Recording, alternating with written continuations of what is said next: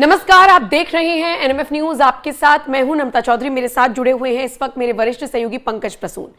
चर्चा होनी है बड़े दिलचस्प टॉपिक पर। आज बात करेंगे सीजेपी के फाउंडर अभिजीत दीपके के पेरेंट्स की, जो कह रहे हैं कि हम तो समझा रहे हैं सबको कि सब वापस चले जाएं। अभिजीत दीपके के विचारों से भी पेरेंट्स ही सहमत नजर नहीं आ रही हैं।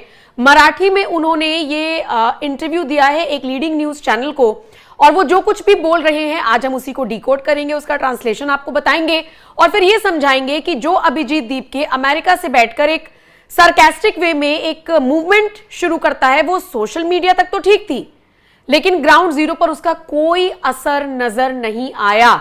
2 करोड़ सब्सक्राइबर्स, लेकिन जमीन पर आए 2000, और 2000 में भी आगे पीछे हो सकते हैं, हो सकता है मैं ज्यादा ही बता रही हूं। पेरेंट्स उसके क्या सोच रहे हैं, ये इंपॉर्टेंट है, और आज हम इसी पर चर्चा करेंगे। पंकज जी, ये तो पेरेंट्स ही सहमत नजर नहीं आ रहे हैं अभिजीत दीपके से, तो वो बाकी लोगों को क्या इन्फ्लुएंस करेगा? अभिजीत दीपके का परिवार अपने पुश्तैनी घर छोड़कर सेफ लोकेशन की तरफ मूव कर चुका है, और उनको डर है कि जो उनका बेटा कर रहा है उसकी वजह से परिवार पर न संकट आ जाए। और एक मराठी चैनल को, जो कि लीडिंग ग्रुप का चैनल है, उसको इंटरव्यू देते हुए अभिजीत दीपके की मां ने बताया कि वो शुरू से ही लफंगा था। इस शब्द का इस्तेमाल उन्होंने किया है, ये मैं नहीं कर रहा। नहीं, जो वो मराठी में बोल रहे हैं उस शब्द का हिंदी में मतलब लफंगा लफंगा, लफंगा, हाँ, मतलब लोफर टाइप का आदमी था वो।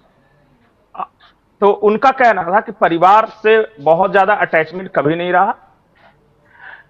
उनके दी गई जानकारी के अनुसार आज से 3 साल पहले वो घर छोड़कर चला गया था आम आदमी पार्टी के लिए काम करने, उसकी मां बता रही है। उसके बाद कभी कभी मां या पिताजी फोन करके बोलते भी थे तो वो कहता था, आई मुझे डिस्टर्ब मत करो, और मैं तुम्हें बार बार बोलता हूं कि तुम मुझे फोन मत करो, और वो झिड़क देता था। तो इनका कहना है कि हमारा कोई कांटेक्ट नहीं है उससे। वो घर छोड़ने के बाद कहां गया, क्या किया, अब कैसे आया अचानक, वो फिर ये सारा न्यूज आने लगा। बोला कि जब ये कॉकरोच जनता पार्टी वाला जो आया था तो एक दिन उसने फोन किया बॉस्टन से ही अपने मां पिताजी को, और ये कहा कि अब मैं कुछ ऐसा करने जा रहा हूं कि तुम्हें प्राउड होगा, और अगर सब कुछ ठीक रहा तो मैं कहीं का मुख्यमंत्री, या अगर भगवान ने साथ दिया तो भारत का प्रधानमंत्री बन के ही लौटूंगा। ये आखिरी जो बातचीत है इसकी मां कह रही है। फिर पत्रकार पूछते हैं कि बचपन में कैसा था, ठीक है ये घर छोड़ के गया, उसके बाद क्या कॉन्टेक्स्ट है। तो उसकी मां बताती है कि वो जल्दी किसी से बातचीत नहीं करता था फैमिली, मतलब इमोशनली अटैच नहीं था फैमिली से। वो ज्यादातर चुप रहता था, और आया खाना वाना खाया फिर दोस्तों के साथ निकल जाता था। मतलब कि हम पहले से मान के चले थे कि लड़का हाथ से गया, ये उसकी मां कह रही है। पढ़ाई लिखाई में तो बोला कि नहीं, पढ़ाई लिखाई में ठीक था, उसमें ये नहीं है बहुत ज्यादा ब्रिलियंट तो बहुत खराब भी नहीं था, लेकिन हमेशा से इसको लाइमलाइट का बहुत शौक था। जैसे दोस्तों में भी क्या करता था कि इसको लगता था कि सब इसके बारे में बात करे, इसकी तारीफ करे, मतलब वो सेल्फ सेंटर्ड टाइप का आदमी था। सेल्फ सेंटर्ड होते हैं कुछ लोग। हाँ, कुछ लोगों को लगता है कि हमेशा मतलब कि हमेशा न्यूज में बने रहें, सब कोई उनकी तारीफ करें, तो इस तरह के मतलब इसका शुरू से था। बोला कि स्कूल में भी ये कुछ ऐसी हरकतें करता रहता था ताकि मतलब चर्चा का विषय बना रहे। और फिर बता ही रही है कि ना कोई फाइनेंशियली हमसे कुछ लेना देना था, ना कुछ कांटेक्ट था, वो चला गया अचानक।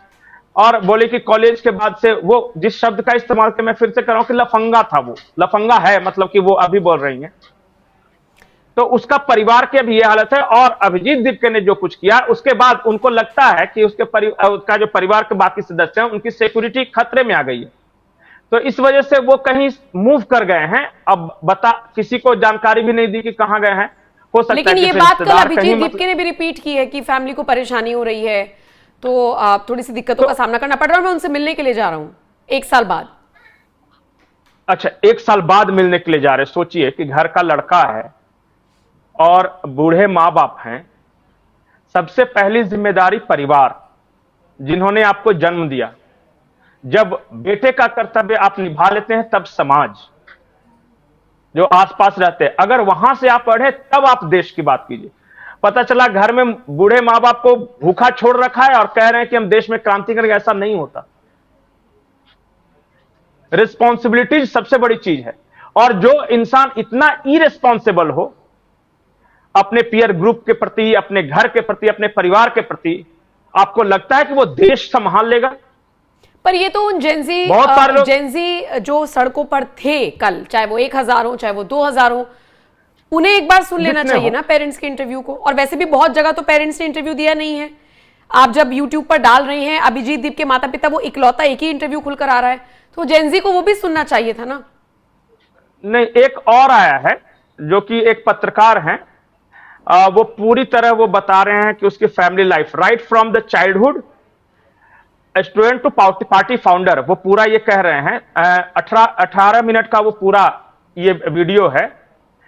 तो उसमें भी वो यही बता रहे हैं कि ये घर से बेगाना त्यागा हुआ एक कैसे रहते हैं। कुछ बच्चे ऐसे नहीं होते जिनको माँ बाप भी निराश हो चुके थे, जाने दो यार, तुम बस मेरे आंखों के सामने से चला जाए ताकि मेरा टेंशन कम हो। उस तरीके का ये लड़का जो बता रहे हैं, मैं अपनी तरफ से कुछ नहीं कह रहा हूं।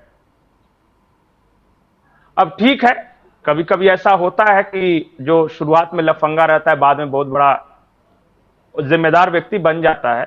भगवान करे कि बन जाए। हमारा मंशा जो ये बताने का है सिर्फ एक है कि कहानी का सिर्फ एक हिस्सा ना देखें। बॉस्टन यूनिवर्सिटी, कॉकरोच जनता पार्टी, लाइमलाइट, तो पता चला कि आंदोलन, ये सब तो सब जानता है, लेकिन वो व्यक्ति पर्सनली कैसा है वो तो उसके माता पिता ही जानते हैं। और वो बता रहे हैं, माता पिता और या फ्रेंड, हाँ, जो फ्रेंड्स ग्रुप है, वो पीयर ग्रुप है, ये आदमी के बारे में उसके दोस्त जो हैं वो बता रहे हैं कि हद दर्जे का स्वार्थी, सेल्फिश बता रहे हैं। और बताएगा तो मैं मराठी में सब कुछ भेज दूंगा आपको, आप दिखा सकते हैं, जो समझने वाले दर्शक समझ जाएंगे। लेकिन एक इंटरव्यू नहीं दिखा सकेंगे, वो जो बड़े चैनल का है कॉपीराइट इशू की वजह से, जिसमें उनकी मां कह रही है। ठीक है, आप में से कोई भी दर्शक चाहे तो वो जाके देख सकते हैं। मेरा सिर्फ इतना कहना है कि घर का एक लफंगा जो बिल्कुल इरेस्पॉन्सिबल नहीं हो, जो सेल्फ सेंटर्ड हो, जिसको हमेशा अपनी तारीफ चाहिए, जो हमेशा लाइमलाइट में रहना चाहता हो, जो दोस्तों का भी नहीं हो, किसी का भी नहीं हो। एक इंसान की पहचान इस बात से होती है कि उसके दोस्त कितने पुराने हैं। अगर मान लिया कि मैं एक ऐसा व्यक्ति हूं कि जिसके बचपन के भी दोस्त कांटेक्ट में हैं, कॉलेज के भी दोस्त कांटेक्ट में हैं, काम करने वाले भी आज से 5 साल 7 साल पहले कांटेक्ट में थे, इसका मतलब मैं अच्छा आदमी। फ्रॉडिया वो होता है जो पीछे के सारे को छोड़ता जाता है। नहीं, वैसे यहाँ इस बात में मैं इत्तेफाक इसलिए नहीं मैं किसी के बारे में नहीं बोल रहा, मैं अपने बारे में बोल रहा हूं। नहीं, ऐसे तो पंकज जी मैं कैसे इस बात को मान लूं? नहीं है कांटेक्ट, लोगों के रिश्ते छूटते चले जाते हैं, दोस्त छूटते चले जाते हैं। अगर आप अभिजीत दीपके के संदर्भ में ये बात करेंगे तो मैं समझ सकती हूँ एक बार को, लेकिन किसी के बारे मान लिया कि आपके दोस्त अगर सिर्फ नए लोग हैं जो ताजा कांटेक्ट में आए, सिर्फ वही दोस्त हैं और पुराने वाले सारे आपको भूल गए। ठीक है, इसका मतलब कि आप में कहीं कमी है। सही बात है।